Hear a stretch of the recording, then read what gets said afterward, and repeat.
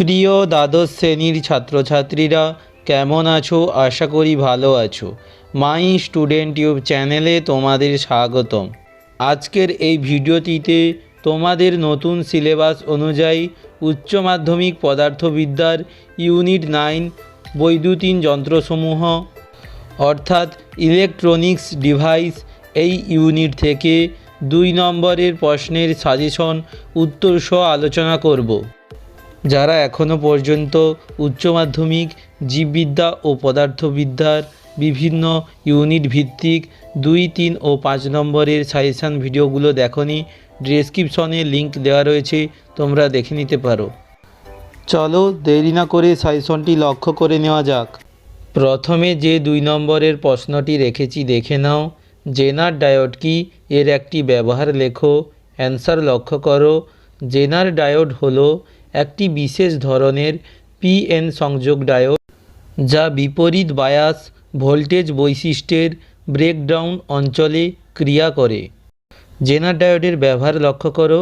জেনার diode voltage নিয়ন্ত্রক বা সুস্থিতিকারক হিসেবে কাজ করে। পরের প্রশ্ন লক্ষ্য করো, এটি মোস্ট ইম্পর্ট্যান্ট প্রশ্ন। ট্রানজিস্টরের কোন অংশের বেধ সর্বাধিক রাখা হয় ও কেন? অ্যান্সার লক্ষ্য করো। ট্রানজিস্টরের সংগ্রাহক অংশের বেধ সর্বাধিক রাখা হয়।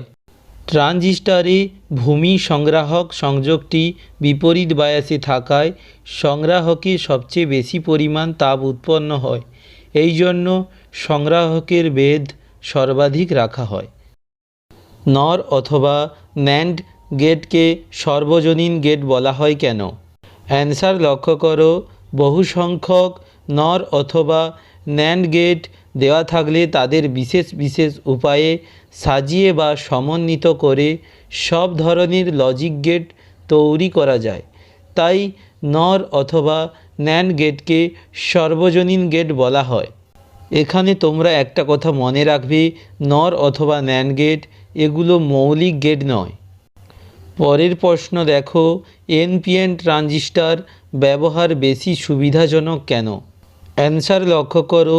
পিএনপি ট্রানজিস্টরে সংখ্যাগুরু আধানবাহক হলো হোল ও এনপিএন ট্রানজিস্টরে সংখ্যাগুরু আধানবাহক হলো ইলেকট্রন। বাহক হিসেবে ইলেকট্রনের দ্যুতি বেশি হওয়ায় এনপিএন ট্রানজিস্টরকে উচ্চ কম্পাঙ্কের যে কোনো বর্তনীতে ব্যবহার করা সুবিধাজনক।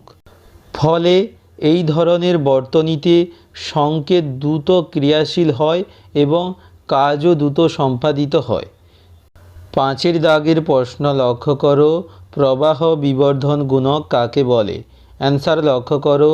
ট্রানজিস্টরের সাধারণ নিঃসারক বর্তনী বা সিই বিন্যাসের ক্ষেত্রে ইনপুট ভূমি প্রবাহের পরিবর্তী উপাংশটির সাপেক্ষে আউটপুট সংগ্রাহক প্রবাহের পরিবর্তী উপাংশটি যত গুণ হয় সেই সংখ্যাটিকে ট্রানজিস্টরের প্রবাহ বিবর্ধন গুণক বা প্রবাহ বিবর্ধন বলে।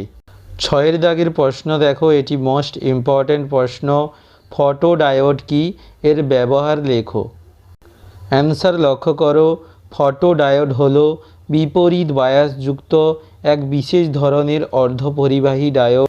এর পিএন সংযোগটিতে বাইরে থেকে আলো ফেললে বিপরীত সম্পৃক্ত প্রবাহের মান বাড়তে থাকে। ফটোডায়োডের ব্যবহার সিডি প্লেয়ার, রিমোট কন্ট্রোল যন্ত্র, চিকিৎসা শাস্ত্রে বিভিন্ন যন্ত্রে ফটোডায়োডের ব্যবহার লক্ষ্য করা যায়। পরের প্রশ্ন লক্ষ্য করো, এটি মোস্ট ইম্পর্ট্যান্ট প্রশ্ন। এন টাইপ ও পি টাইপ অর্ধপরিবাহীর মধ্যে পার্থক্য লেখো। প্রথম পয়েন্টটি লক্ষ্য করো, বিশুদ্ধ অর্ধপরিবাহীর সঙ্গে পঞ্চযোজী মৌলের ডোপিংয়ের ফলে এন টাইপ অর্ধপরিবাহী উৎপন্ন হয়। বিশুদ্ধ অর্ধপরিবাহীর সঙ্গে ত্রিযোজী মৌলের ডোপিংয়ের ফলে পি টাইপ অর্ধপরিবাহী উৎপন্ন হয়।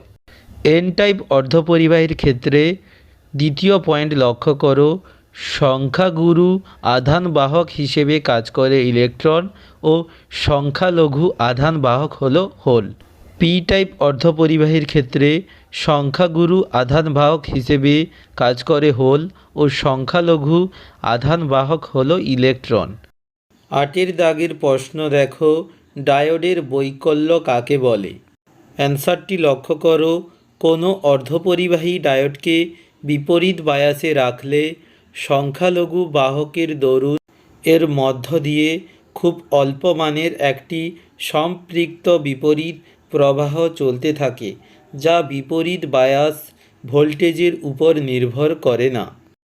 কিন্তু বিপরীত বায়াস ভোল্টেজের মান একটি নির্দিষ্ট মানের থেকে বেশি হলেই বিপরীত প্রবাহ হঠাৎ দ্রুত বেড়ে যায়। এই ঘটনাকে ডায়োডের বৈকল্য বলে। উষ্ণতা বৃদ্ধিতে অর্ধপরিবাহীর রোধ হ্রাস পায় কেন? অ্যান্সার লক্ষ্য করো, উষ্ণতা বৃদ্ধি করলে অর্ধপরিবাহীর অভ্যন্তরস্থ বন্ধনগুলি অনেক বেশি সংখ্যায় ছিন্ন হয়ে যায়। ফলে ওই ছিন্ন বন্ধনগুলি থেকে অনেক বেশি ইলেকট্রন বেরিয়ে আসে, তাই আধান বাহকের সংখ্যা বৃদ্ধি পায় এবং রোধ কমে যায়। পরের প্রশ্ন দেখো, পিএন সংযোগে নিঃশেষিত অঞ্চল বলতে কী বোঝো? বিপরীত বায়াস কমতে থাকলে পিএন সংযোগে নিঃশেষিত অঞ্চলের কী পরিবর্তন হয়? অ্যান্সার লক্ষ্য করো, পিএন সংযোগ ডায়োডের সংযোগস্থলে একটি সরু স্তর থাকে, যার মধ্যে কোনো মুক্ত ইলেকট্রন বা হোল থাকে না। ওই অঞ্চলটিকে নিঃশেষিত অঞ্চল বলে। তোমরা এক কথায় মনে রাখবে, পিএন সংযোগ ডায়োডের যে স্থানে বা অঞ্চলে কোনো মুক্ত ইলেকট্রন বা হোল থাকে না, সেই অঞ্চলটিকে নিঃশেষিত অঞ্চল বলে। বিপরীত বায়াস কমতে থাকলে পিএন সংযোগে নিঃশেষিত অঞ্চলের বেধ কমতে থাকে। 11 দাগের প্রশ্ন লক্ষ্য করো, এটিও মোস্ট ইম্পর্ট্যান্ট প্রশ্ন তোমাদের পরীক্ষার জন্য। ট্রানজিস্টরের ভূমিকে খুব পাতলা ও হালকা মাত্রায় ডোপিং করা হয় কেন? অ্যান্সারটি লক্ষ্য করো, নিঃসারক থেকে সংখ্যাগুরু বাহক ভূমি অতিক্রম করে সংগ্রাহকে যায়। ভূমি অতিক্রম করার সময় এদের কিছু সংখ্যক ভূমির বিপরীত আধানের সঙ্গে মিলিত হয়ে নিষ্ক্রিয় হয়। ভূমির বেধ বেশি হলে বা এতে বেশি মাত্রায় ডোপিং করা হলে বেশি সংখ্যক সংখ্যাগুরু বাহক ভূমিতে বিনষ্ট হওয়ার সম্ভাবনা থাকে। এর ফলে সংগ্রাহক প্রবাহের মান ক্ষীণ হয়ে পড়ে। এই দুর্ঘটনা বন্ধ করার উদ্দেশ্যে ট্রানজিস্টরের ভূমিকে খুব পাতলা ও হালকা মাত্রায় ডোপিং করা হয়। এলইডি এর ব্যবহার লেখো। অ্যান্সার লক্ষ্য করো, এলইডি এর ব্যবহারগুলি হলো, ক্যালকুলেটর ও ডিজিটাল ঘড়িতে এলইডি ব্যবহার করা হয়, ট্রাফিক আলোতে এলইডি ব্যবহার করা হয়, বিভিন্ন ইলেকট্রনিক বর্তনীতে ও টর্চ লাইটে এলইডি ব্যাপকভাবে ব্যবহৃত হয়। 13 দাগের প্রশ্ন লক্ষ্য করো, সৌরকোষের ব্যবহার লেখো। অ্যান্সার লক্ষ্য করো, সৌরকোষের ব্যবহারগুলি হলো, ক্যালকুলেটর ও হাতঘড়িতে সৌরকোষ ব্যবহার করা হয়, জল তোলার পাম্প চালাতে ও রান্নার কাজে তড়িৎ শক্তি সরবরাহ করে, কৃত্রিম উপগ্রহে ব্যবহৃত বিভিন্ন তড়িৎ যন্ত্রে সৌরকোষ ব্যবহার করা হয়। ডোপিং কি?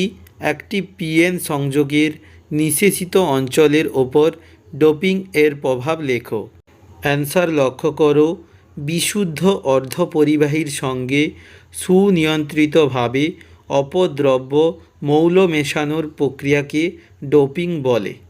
এরপর তোমরা পিএন সংযোগ ডায়োডের নিঃশেষিত অঞ্চলের ওপর ডোপিংয়ের প্রভাব লক্ষ্য করো।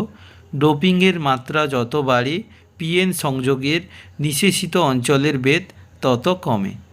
এরপর তোমাদের এই সাজেশনটির শেষ 2 নম্বরের প্রশ্নটি লক্ষ্য করো, অ্যানালগ বর্তনী ও ডিজিটাল বর্তনীর মধ্যে পার্থক্য লেখো।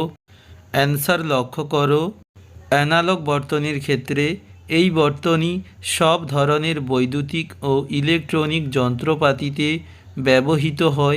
ডিজিটাল বর্তনীর ক্ষেত্রে এই বর্তনী একটি বিশেষ ধরনের বর্তনী, যা কম্পিউটার সহ বিভিন্ন ইলেকট্রনিক যন্ত্রপাতিতে ব্যবহৃত হয়। অ্যানালগ বর্তনী বাইনারি পদ্ধতিতে কাজ করে না। ডিজিটাল বর্তনী বাইনারি পদ্ধতিতে কাজ করে। অ্যানালগ বর্তনী নিরবিচ্ছিন্ন ভোল্টেজ বা সংকেত নিয়ে কাজ করে। ডিজিটাল বর্তনী বিচ্ছিন্ন ভোল্টেজ বা সংকেত নিয়ে কাজ করে। প্রিয় ছাত্রছাত্রীরা, আজকের এই পর্যন্ত। এই ভিডিওটির ডেসক্রিপশনে তোমাদের এই সাজেশনটির উত্তরসহ পিডিএফের লিঙ্ক দেওয়া রয়েছে, পারলে ডাউনলোড করে নিতে পারো। ভিডিওটি ভালো লাগলে একটি লাইক করো, আর যারা এখনও পর্যন্ত আমাদের চ্যানেলটিকে সাবস্ক্রাইব করনি প্লিজ সাবস্ক্রাইব করে রাখো। ভালো থাকবে, গুড বাই।